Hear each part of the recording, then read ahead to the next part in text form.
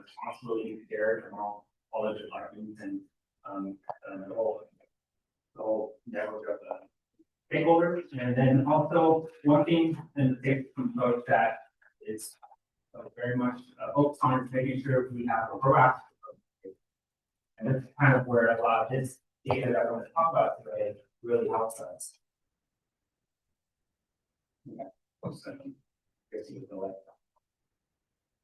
It might be the distance. I can click. Oh, okay, yeah. Thanks. Okay. So our Vision Zero, our goal is to be Vision Zero by 2050, which is fatalities and experiences. And on the right here is our energy network. So that's in our local road safety plan. We have an energy network, and one of the statistics we often cite is this is 14%. It's 14% of our roads have 75% of our fatal experiences. And the yellow dots there are the actual intersections that are considered in the energy network. So this is where we are really focusing our efforts in achieving that goal. In 2025, we have 9 fatal collisions. Can you click one more time? Yeah.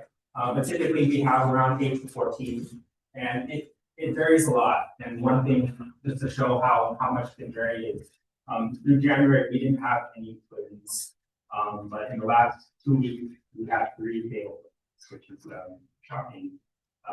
And because they're all head auto collisions, so that's something we're dealing with right now. But this shows how so that would put us on a pace even higher than we would be here. So year to year, it shows how much, even though there's a trend in the long range, year to year it can be a lot from that. All right, so I'm gonna talk a little bit about the data challenges we have, especially with our collision data. First of all, collision data for a mid-sized city. You're not going to get a lot of fatal severity injuries every year. Oh, can we go back? Yeah, sorry. Yeah, you're not going to get a lot throughout the year. So basically, when we look at our RSP, usually we go back about 5 years. We developed that hydrogen network based off of the 5 years of collisions. But what we find out is because you're in a city, sometimes you may not have enough sample size to really get a big deal of certain intersections. So in addition, we have a police department, and I would say about 10 years ago, our police department had maybe 10 traffic cops pulling the streets and doing traffic work. I'd say today that number is below 4. So it just shows how much that has changed, and how that affects the data is a lot of collisions the reports aren't even done. So they still do severe and fatal injuries, but a lot of the other collisions aren't even reported anymore. So it just goes to show sometimes like it's hard as engineer practitioners, like sometimes you just feel like you don't have that confidence that when you blow up a collision switters, you look at switters and you just don't think this could be a lot more that's not reported. In addition, Hayward is very much sure it's in other cities, but Hayward has a reputation for a lot of red light running, but we have no data of it. Cops don't cite people usually. It's actually kind of dangerous to try to cite red light runners because the police has to often go through the red light. And then we don't have a lot of police who cite red light runners, so that's an area of data we just don't have. But yeah. The only data we have is people on Reddit complaining. We can't use that as justification. But it's definitely something that residents are very aware of. Be quick. So I'm gonna go back just talk a little bit about the inspiration from this. Back around 2022, I was in IT board in Sacramento, and I was helping out the IT Safety Council. And at the time, a lot of it was about big data and how that affects safety. So they actually released this incorporating big data and safety analysis. It's a document that kind of just, it's a quick fight. It kind of talks a little bit about the industry and where we're at the time. Did you click again? Oh. Yeah. Then near the end of the report, there's a case study for Bellevue, Washington, and they're actually using near-miss analysis back in 2020. And they had a really big project for this to kind of supplement their packet. And I was really inspired by what they were doing. And so that kind of planted the seed of like, this is possible. And I encourage everyone, if you can get a hold of this, it should be free. Just go on the ITE website to look at this. It still has a lot of information, not just about what we're going to talk about today, but just big data and safety in general.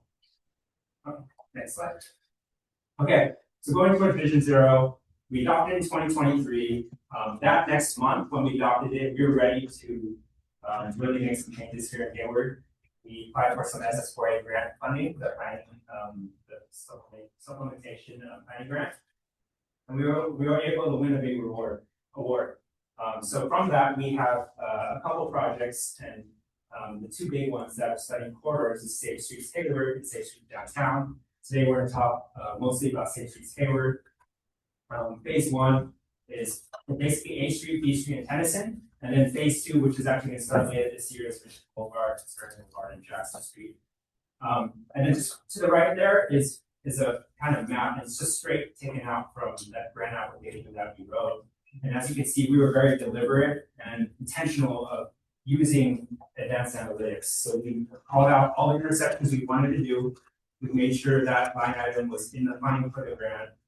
And basically, it was a great grant to do it because they're very open to technology and using innovative methods. So we were very lucky and fortunate to get that grant, and that's what it proves up today and talk about. Next. All right, so pretty simple. The Safe Streets Hayward project goals.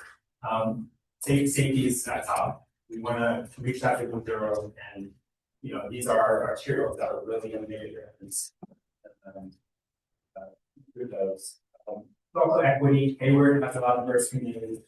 A lot of them have underrepresented. There's been a lot of spread, and we want to rebuild that. So a lot of our project is this outreach, but then we also can't forget the technical side, which is the data. And then we obviously want to increase use of mobility, people. Sorry. Okay, yep.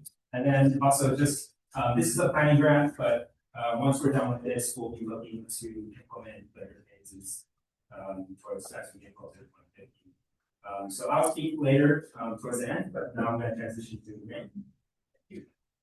Good afternoon, everyone. Ravens, thanks so much for having us. Take this one. Oh, that's good with the. So, we're quality accounts, going QC. We give a little bit of background about quality accounts, those stuff that have heard about us. We're a nationwide company. We started in Portland in around 2003 as a typical traffic data collection company, counts, street counts, radar, parking studies. But we've really grown since then. And now we have 21 big cities across the country, but we work in every state, even some international work, Canada, and some work in Japan as well. The work we do kind of falls into three typical buckets. We have our traditional data, so street counts, trend movement counts, radar, queue studies, gap studies, parking studies. We also do a lot of large-scale projects. So we've done for California, we worked with Caltrans, every district but one, and did all the horizontal curb assessments a couple of years ago. We also do a number of support for ADA transition plans, documenting and inventorying those ADA ramps, sidewalks, pedestrian bridge plans. What we're focused on today is our new and innovative pieces. So a lot of those near-miss data that I was talking about. Being able to provide that at scale and at a way that's usable for agencies. Simple process of how we go about our business. So we set up temporary cameras that are very small, non-intrusive. Usually they blend into the background pretty well.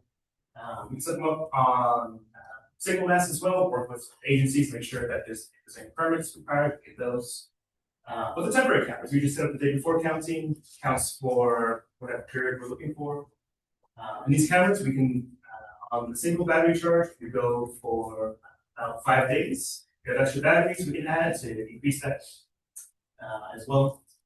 And so through all these turn movement counts that we're collecting, we found that there's a lot of inefficiencies in manual counting. Some of you may remember back in the day, how a lot of counties are managed, they board, like have maybe a stopwatch and clicker. There's a lot of inefficiencies that come with that. So we built our own video analytics platform internally in-house. We call it data lakes, and that's what we use to process all of our video.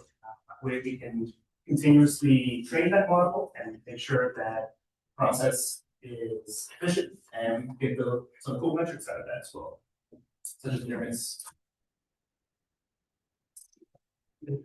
So automatically, we did highlight clips across the country. This is some nearness videos. This one's in Florida. It's had a number of highlights of nearness projects. This is a red light running project in Oregon. They have the same intersection at night in just a second. But we've all had those situations where maybe we have a close call, hear about a close call, maybe a community engagement project. We hear about these on Reddit, we hear all the time, but being able to document that, being able to put data to that has been very challenging. There's a project we did in Costa Mesa, upgrading a side street stop control to an always stop. This is a bus stop prioritization project we did in Indianapolis, the transit agency. This is a project we did with Delaware TOT on the University of Delaware campus. So a lot of these incidents, luckily everyone was safe, everyone happy, maybe not so happy, but we have to walk away from this. But being able to put data to those incidents and have been something that was feasible or being able to do that at scale. So I talked a lot about nearness, but what is a nearness? What do we mean by nearness? So nearness has been around for a while. Even in the 70s, there's some research and there's a term that came up called post-encroachment time. So post-encroachment time, PET, is an important metric in nearness. And if we go back to that last video, that last clip, we have a pedestrian crossing, and then in this case, 0.7 seconds later, that car's turn. So that's PET 0.7 seconds, where two road users are occupying the same space but at different times. So our system flags any PET with any conflict with a near miss of 3 seconds or less. We found that that's the sweet spot of being able to find useful data, because there's a lot of, you can imagine, that definition of what is a conflict can get a lot blurred at higher post-encroachment times. And so we're able to capture this with our turning movement data. As we're going out capturing our turning movement counts, we're able to capture those conflicts. And so there's a lot of use cases we've seen with near-miss data. We'll talk about the ones for Hayward here in a second, but it's really a proactive way. A lot of us have heard that cliche of how many people have to get hurt before we get a signal. But being able to have that proactive effort of looking at these conflicts as a predictor for future threat. So, especially with bike and head safety, a lot of us have seen how bike and head crashes very underreported. Agencies have less funding, as we mentioned, but we need that, and even more so. We didn't put something in crash data. There's only crashes make up only a small percentage of all the trip traffic. Near-misses are also a small percentage, but the larger data that we can use. We're going to be proactive conditions, being able to quantify safety performance, put in new infrastructure. You don't have to wait years for being able to quantify that safety. And being able to communicate with stakeholders, being able to show the video, hey, these are the patterns we're seeing. We hear you folks on Reddit. This is something we're seeing. But being able to show that both on the video and also in the data as well. And so, look at the data for Hayward. We collected data along the two primary corridors we're looking at, 8 streets. Collected 9 intersections along West Street and Tennyson Road, looking at both a Thursday and Saturday, 24-hour each. And then went through our internal process, our data lakes. We're able to process our turn movement counts. That includes bicycle movements as well as pedestrian movements. And then also get the nearest complex by level. And for this project specifically, since red light running was a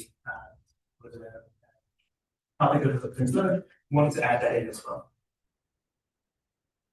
So a couple of the outputs that we can get from the data collection file. So this is the raw outputs from one of the intersections. on the tops of the heads, bottom here are bikes. You see there's a lot of bike and head activity. These red lines or these red dots indicate the endpoint, and the green dots the beginning point. And so you can imagine there's a lot of conflicts that happen both today, but being able to sort through those and being able to grab those conflicts by mode and by turning moving time, and really useful data. Crash data is often by an intersection level, maybe the segment level.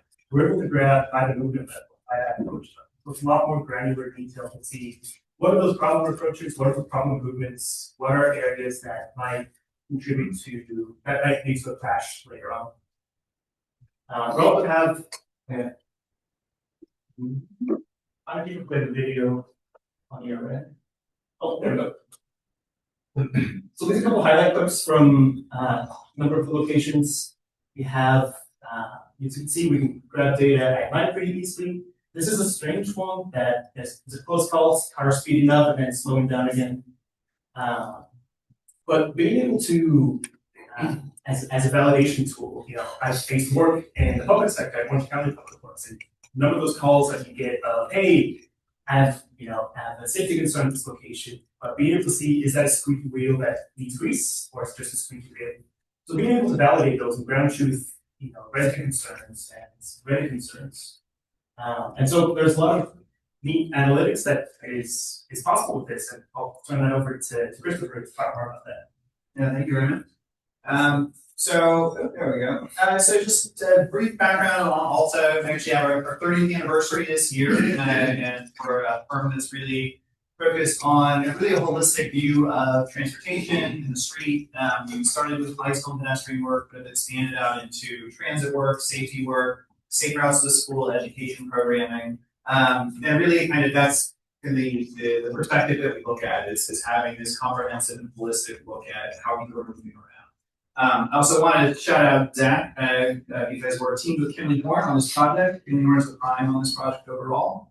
We've been working with them, and they provided the analysis of all the collision data, and then we did the analysis of all of this near miss data. So being able to combine those two things ended up being able to provide some really powerful insights. And so looking at what we were explicitly analyzing as part of this work, we started with our near miss incidents, which we categorized as vehicle, pedestrian, vehicle, bicycle.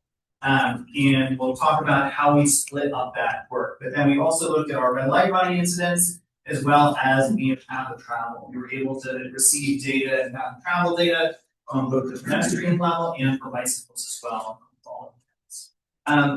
When we got that data, these are thousands and thousands and thousands of data. And so what we had to do is grow all of that into R to be able to really organize and process and program it. We started by organizing a timestamp to understand when these incidents are happening throughout the day. We had weekday data versus weekend data that we wanted to make sure that we were looking at separately to understand what types of trends are coming out of that, as well as screening things out for things like if a ambulance is going through a red light, we don't want to count that. We also took the PET data that the Quality Health provided, and we wanted to break it down into medium risk versus high risk situations.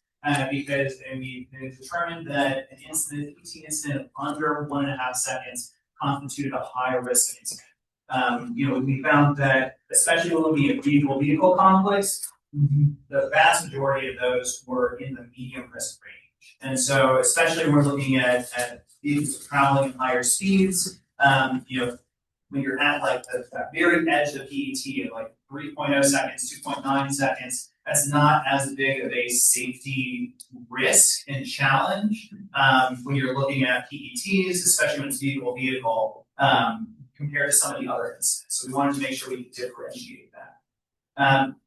When we got all that data processed, we then calculated it for a number of different things. So we wanted to look at both the total number of roadway users, and then also looking at the rate of conflict. So understanding not just how many conflicts are taking place, but per 1,000 roadway users, how many are taking place, because some of these intersections have much higher volumes than others.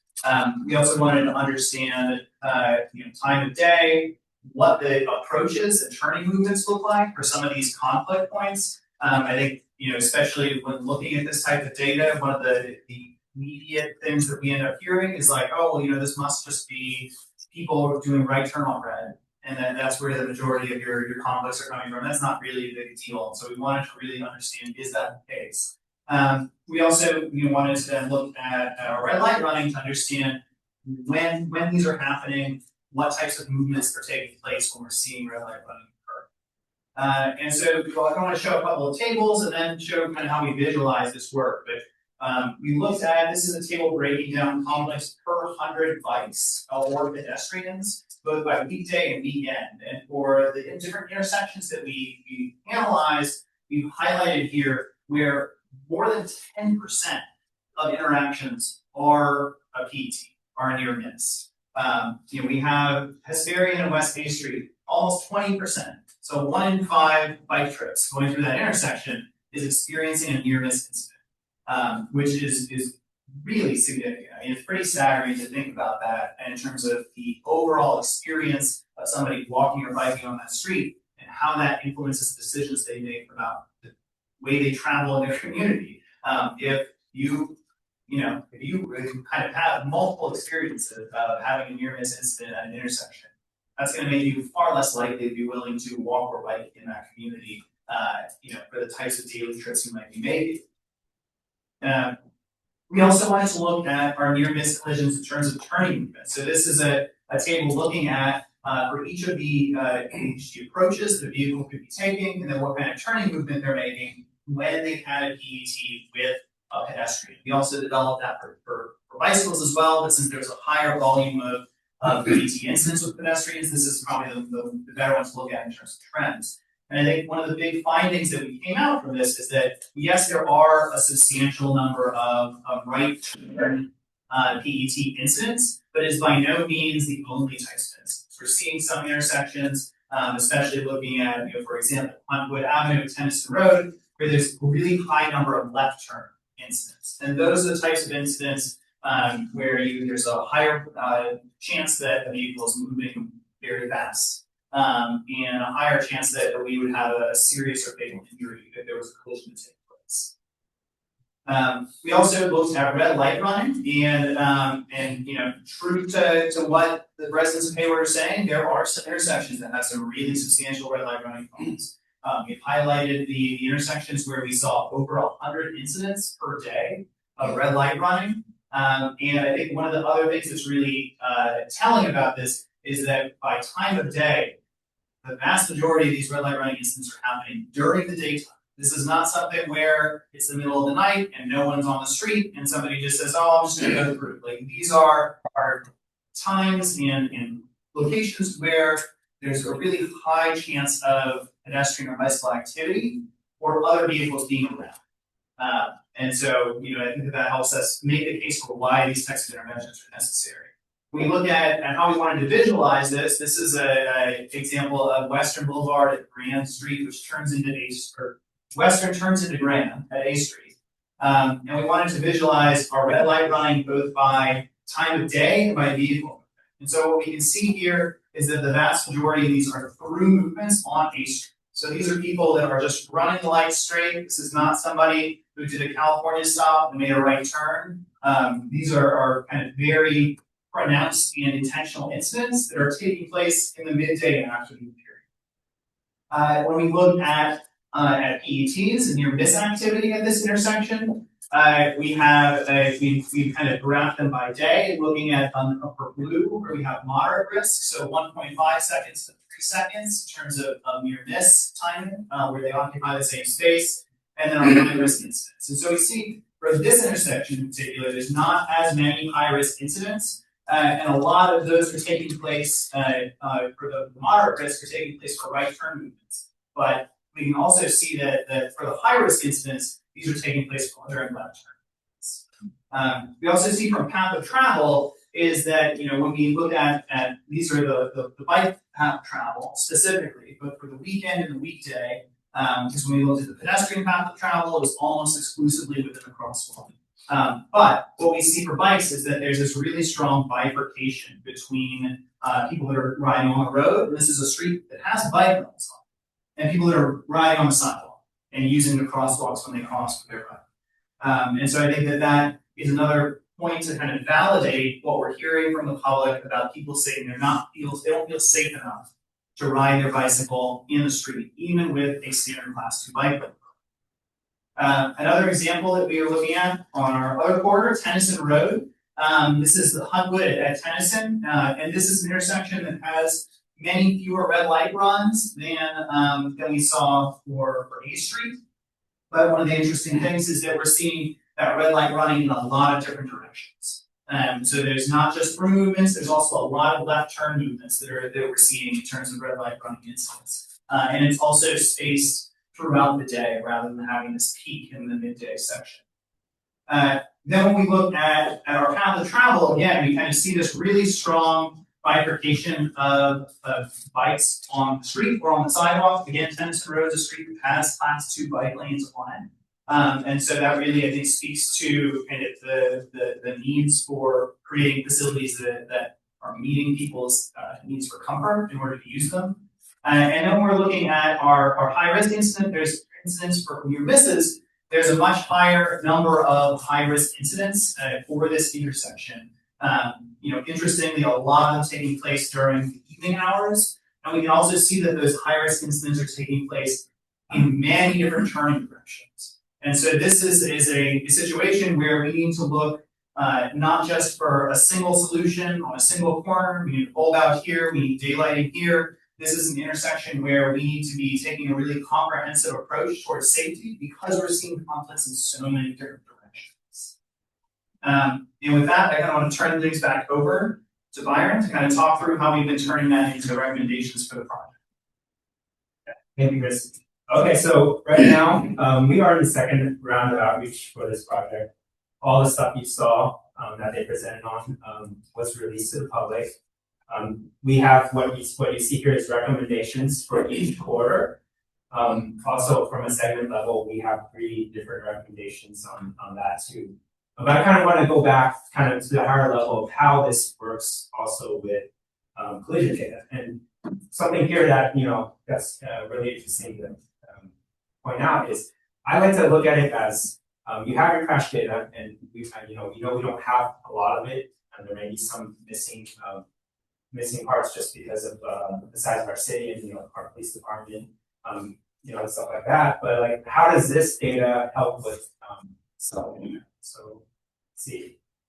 So just for this one, when we looked at the crash data, there were no bike collisions, but when we looked at what Chris was showing, there's actually a very high conflict of bicycle conflicts, the rate of that. So that's already a discrepancy that I picked up on when I was looking at this, and it kind of shows how just looking at crash data, you're gonna miss this. You're just gonna miss it. And you can try to go back further, like try to look at 10 years, but then by then your road conditions change, and sometimes you have to question then, was it the road condition? So this is kind of just an example of how this supplements crash data. Also, there's another one here. So that intersection program, there are no pet collisions, but it's a high pet conflict rate. So if you just looked at the crash data, you would miss that. So that's just really high level insights that kind of just popped out. And you kind of see that for Tennyson. I think Chris was talking about Huntwood and Tennyson there. Our crash data showed 1 bike and 2 pet collisions. And a lot of our other intersections had that. So if you just looked at the crash data, it may have not stood out. But if you actually looked at the conflicts that were happening and how it's happening in every direction, it kind of just helps paint that picture of kind of how we should approach that. And as you can see, we recommended a protected intersection there. So right now, these are been released to the public. We're going to get some feedback on that, and I'll talk a little bit about the schedule going forward. And then I'm not going to talk too much about these, but each quarter has 3 different levels of improvements we're showing. Concept 1 is more like the baseline, and as you go up, it's increasing in safety improvements. And we're also trying to get the public's feedback on that to see, because as you know, when you try to implement bike lanes and things and it impacts parking, sometimes, there's some sensitivity around that. So we're also trying to get that feedback from the public.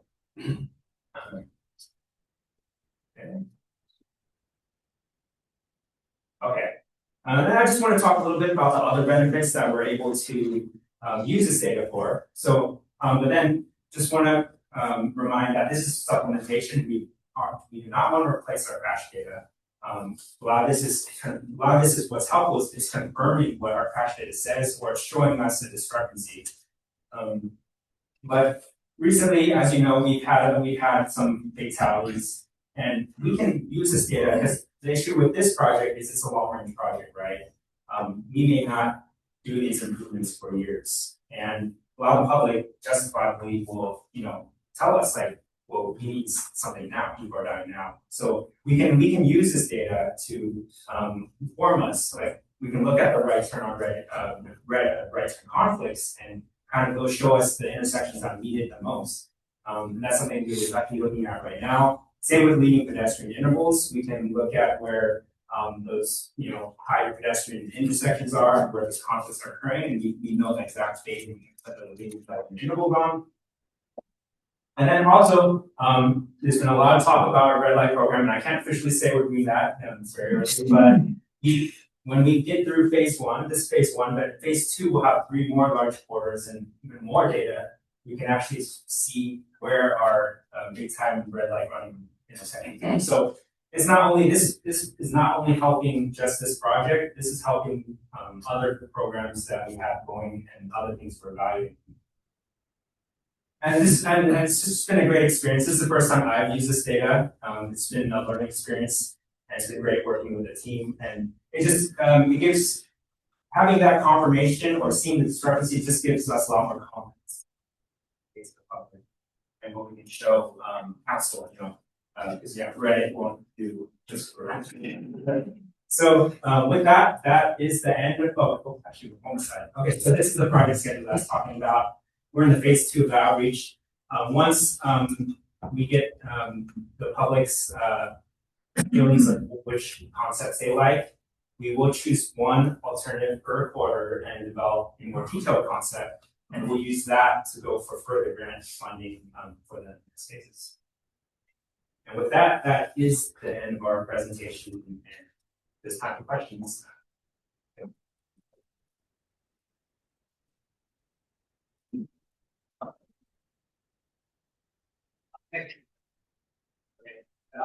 Thank you for a very informative presentation. I really like being able to bring the two sides closer together. Citizen perceptions and what we get from data. One of the things I always find fascinating is that when we talk zero vision, we want to have zero vision, and yours is 2050. My vision is zero, not zero vision.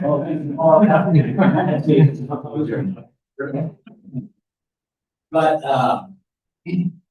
why 2050? And if we are talking about to 2050, what are the incremental steps to get us? And I just sort of preface that when I was a public works director, I said, we're going to have a zero carbon footprint by 2020. Because I knew that I wasn't going to be around by 2020. So I could say whatever I wanted to. So how are you implementing out to 2050 as a strategy? Yeah, and in my opinion, we need to have a range of the project. So and I see it as like short term, medium term, and long term. The project that we were talking about today is more the long term, like big quarters that need transformational changes. But our department is also doing a lot of short term and medium term work. I see short term as kind of like a quick build that kind of just gets stuff out that is easy to implement, cheaper to do, and do it quickly. Medium term to me is more like getting like HSIP grants, more grants that can be implemented quicker, but you still need some effort. And yeah, a lot of times people will look at the number. I think looking at the year specifically, I think it's focusing on the wrong thing. I think it's really the important thing is making huge, significant safety impacts so people aren't dying, right? And I think that's what people want to see, and that's really where it comes down. So will you be preparing like the annual report as to progress from periodical? sense to your progress so far? Yeah, I think communication is really important, especially if you have a public program like Vision Zero. I think some agencies do a really good job at that. We kind of just started, but displaying like how many fatalities and severities you have in your communicating that to council. I think that's all very important because you kind of need to see that to evaluate where you're at and to see the long-term trend. I'm Michael Fries with SFMTA.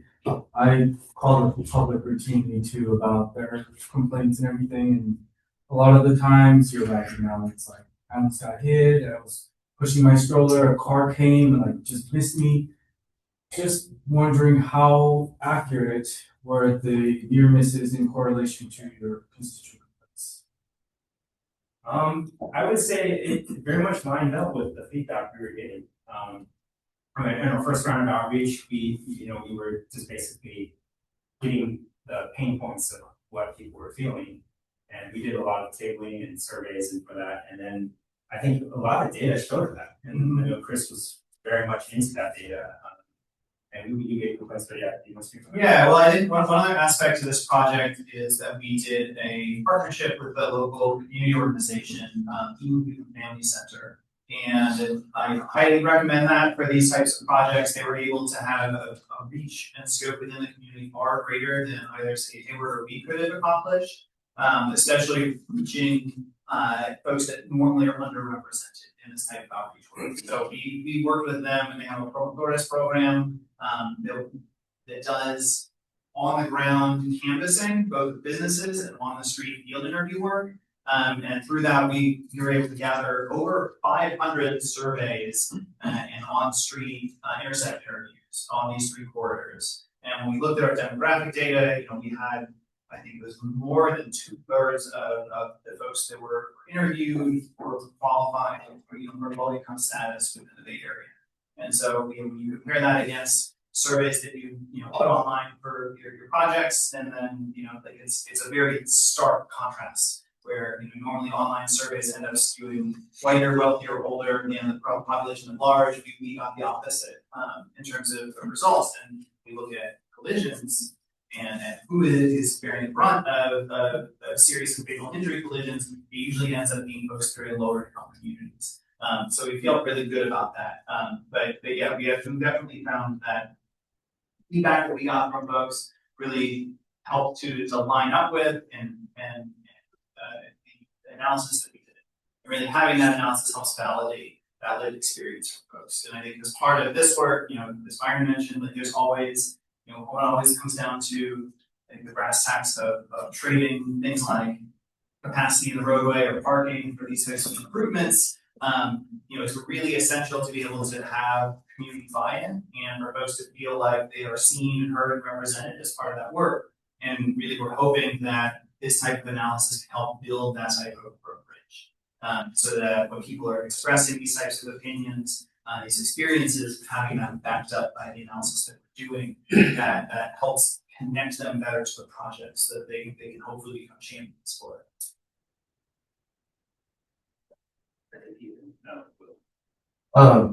This one's kind of quick. When you were showing all the footage of the near misses, I saw one that looked to be a pretty good protected intersection. Refuges and like actual curve and everything. Wondering if you were running into situations like that where it feels like it's an intersection where you've thrown more or less the kitchen sink at, you're still seeing issues. Yeah, I think that's always something we'll see.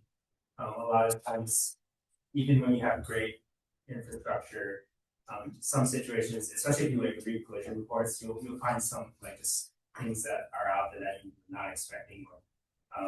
Yeah, that's something that does happen.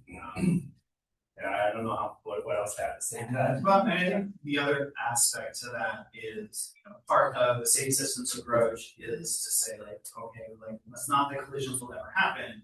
It's that we want to make sure that every collision that does happen has the least potential to create serious injuries or fatalities. And so, while there may be near misses at something like a protected intersection, we hope that the design elements that you've implemented can help reduce the speed and the kinetic force of a vehicle moving through that intersection to the extent that if there's a collision that takes place, that it's not a serious one. I think also that particular intersection, that's Hesperian and Egg, and that was a project that was implemented by Alameda County Public Works. It's like right on the border of the City of Hayward, and so I think that that's not a total 100% ideal implementation for that as a project, and I think it's part of some of the project elements that we're looking at recommending for the corridor would help to kind of line up with the infrastructure that's already there and hopefully make it function a little bit better. So a couple of things. Well, back up to something you said earlier. It's good to involve the CEOs and they talk to communities of concern and they're disproportionately impacted. But is there a way to dive deeper and say, okay, you're talking about people who are the victims, in essence. Okay? You don't want to get the victim blame, but who's driving the vehicles that's affecting these communities? And that's, you have to kind of think from the other side as well. You have to kind of address it all around. So you can engineer your way and say, well, we're going to protect the intersection and all that different types of things. You still got these people from the unincorporated part of the county who did it through there, overprivileged, whatever the county. But it's the point is to look at it holistically, not just in side. One of the other hats that we're on the mobility commission at Fremont, where we've had Vision Zero for quite some time and got a lot of success with it. So I guess one of the things we require is that we had conversations with other communities that have been doing this for quite some time and their recipes for success. And a lot of the lessons learned. I'll give you some examples. With Fremont, what we've realized is engineering is part of it, but if you're operating on your own and you're like a one-man band, you're just like a silo, it'll take you more than 25 years to get there. But Fremont, we have alignment of councils on board, we have Washington Hospital health folks on board, school districts on board, and we have CBOs on board. It's the police department, the emergency responders. Everyone's aligned towards the same goals, which then supports the idea of, hey, we're going to narrow lanes on corridors, repurpose that space into bike lanes, because now we mentioned space. We're going to put in protected intersections. We'll have engineering solutions. We're going to have education. We're going to talk about enforcement. We're going to talk about encouragement. We're going to go through all the needs. And it's a combination of all of that. And we do get questions. And Reddit or Nextdoor, you go down that rabbit hole, it sucks. It just, my neighbor, I don't know who the neighbors are that are commenting on this, but I hate them all. I thought she would do. Generally, I got a bunch of cranky people. And then at this point, it's just like, oh, too many bike lanes. Oh, Vision Zero, zero vision.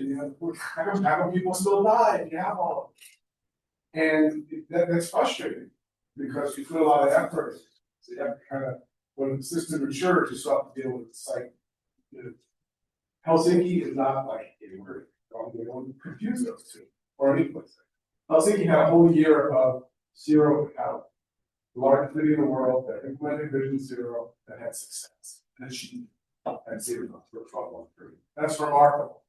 But it's a different culture. The buy-in all of these communities and the different stakeholders is really important. So just kind of like knowing that going in. The other thing, there's a question here.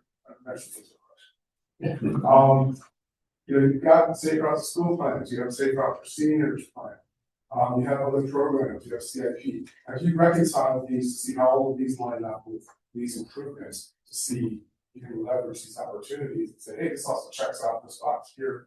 Okay, I'm gonna go to the first question. It's more about like the departments and everything. I think that's extremely important. I think one of the things when it comes to Vision Zero, they the official Vision Zero, recommends is having that establishing that advisory group that meets quarterly, regularly. We can't achieve much without collaboration.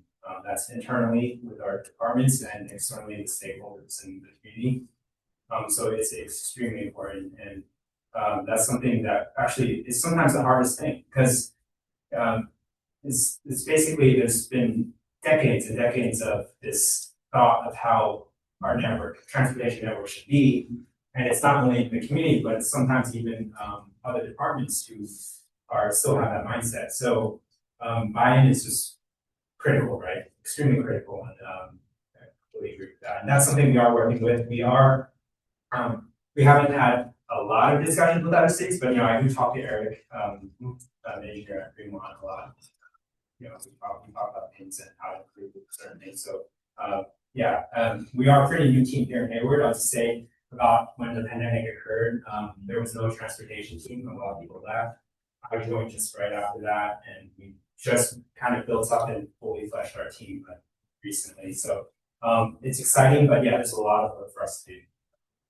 And then I think what's your second question? Zero memory.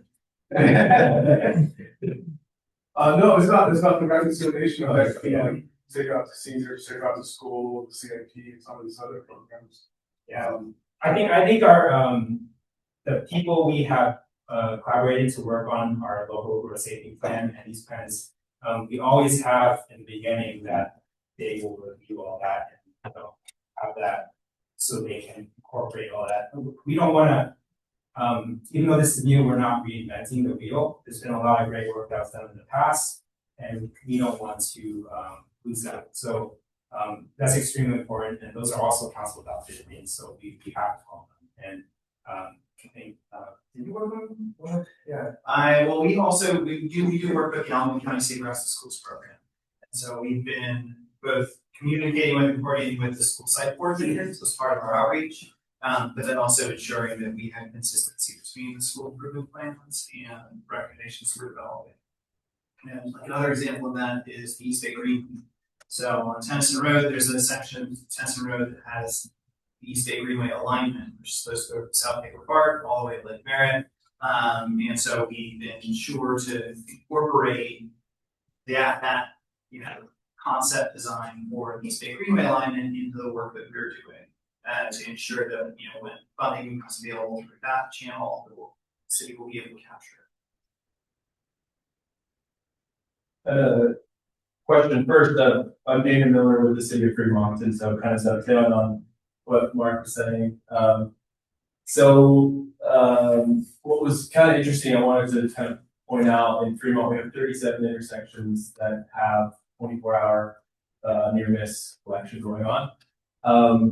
One of the cool things about that is it almost paid for itself because we were collecting not only near misses, but crashes as well. And so all cities, after a crash happens, they get bombarded with lawsuits.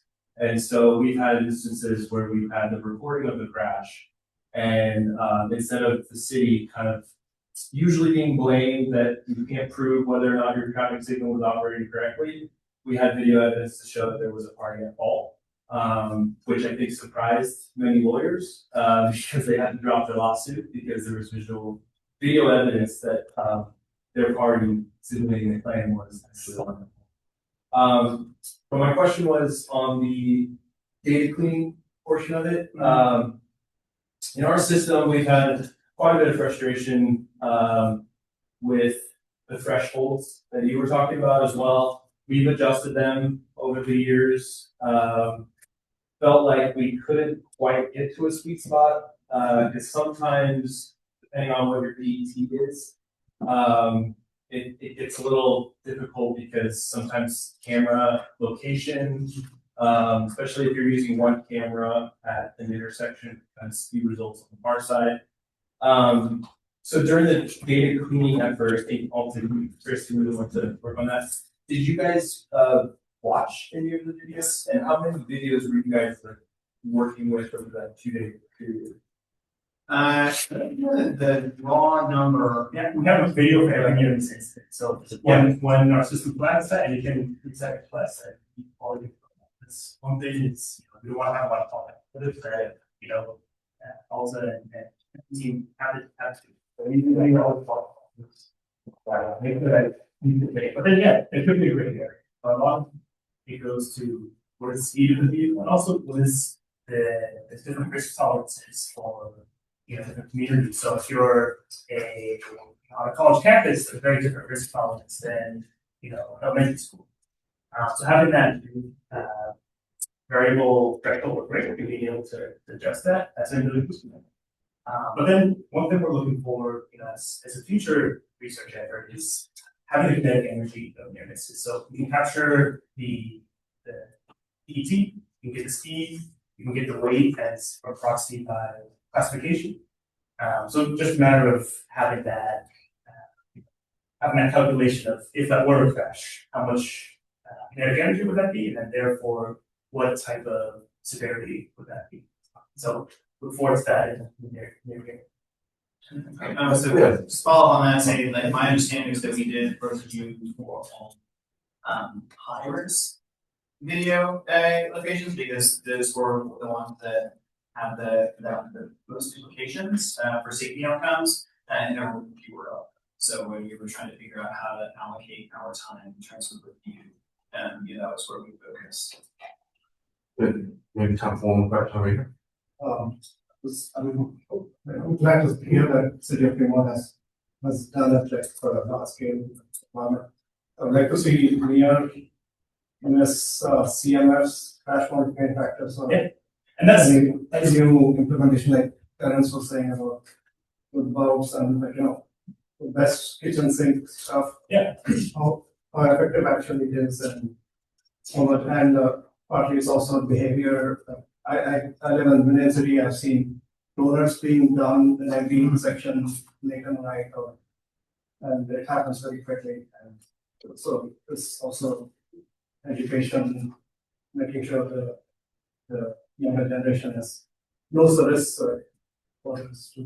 Yeah, that's one of the exciting things that I'm looking at, which is we're part of a number of research groups. We did a paper with Georgia Tech looking at adding ECRs to their list. They use near-miss in HSIC funding. They use GDOT, they use near-miss data as part of the HSIC process. And then, like you said, crash modification factors as well. We're doing a number of before-after projects, and we can, because we're portable, we set up the camera, we can be out there even the day of implementation. So having that quick turnaround, and then being able to see, we put in a bulb out, we put in a mid-block crossing, put in maybe a traffic circle to stop the donuts. What does that affect on people's driving behavior and this level of confidence? We're part of the ITE International Task Force trying to build that up. There's research going on and cool stuff coming up. It's time check. We are at 1:05. If folks wanted to stay longer to ask more questions, feel free. I just want to make one quick announcement. Two quick announcements. One, there's more food. Please feel free to take more. But also, this is from higher up. We would like to remind everyone that the Western District Conference will be in San Francisco in 2028. And we are looking for volunteers who want to help. It doesn't really matter your level of involvement with the section or with Western District or even with International. If you want to help, reach out to Paula at SFMTA. His contact information is in the newsletter. First, I just wanted to, great, and I wanted to continue to Fremont and other cities that are taking time and effort to do analytics, data analytics, and VRUs, and we also want to probably push recognize with the data and the hotspots, but some of the treatments that can be done through engineering, and all those are construction based and changing up roadways and things, which are pretty competitive. I'm Don Shoup from WB Signal. So for those of you that know me, I'm a big traffic signal timing controller geek, and so those type of treatments, everything I'm finding are really effective as well. So like you talked about LPIs, that's been a huge success all over the Bay Area, especially here in Oakland and San Francisco. Right turn running prohibited by static signs. Those are more effective if you do that during the peak conflict or hazard areas instead of all day long. They're more they're obeyed more often than just putting a static sign and people ignore them. But the other thing, the question is, have you considered things like the flashing yellow arrows that might attack that problem? I forget if you said it was harder in Tennyson or Tennyson and Hay, where everyone's blowing red lights, especially at the left turn signals, because they're impatient sitting there on a red arrow and they can see there's no traffic coming, so they just blow through the light.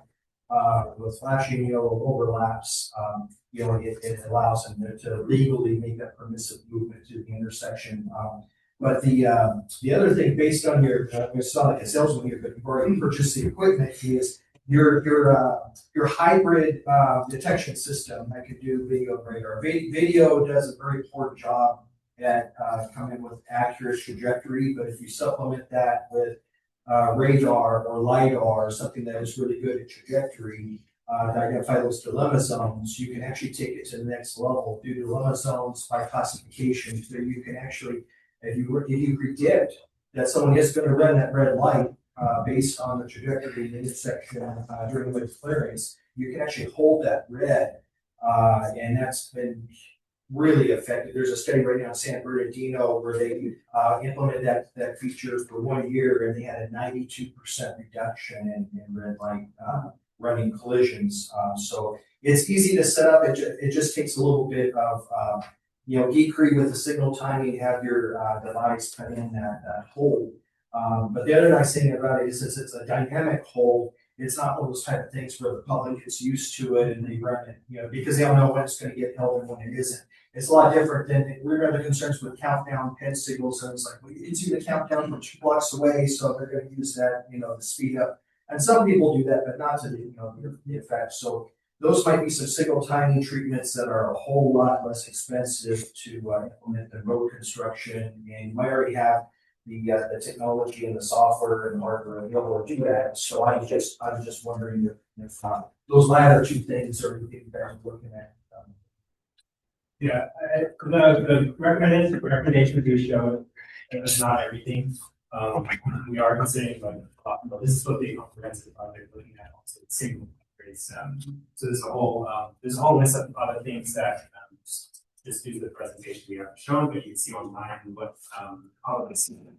So I would say to answer the questions, yes. Sure.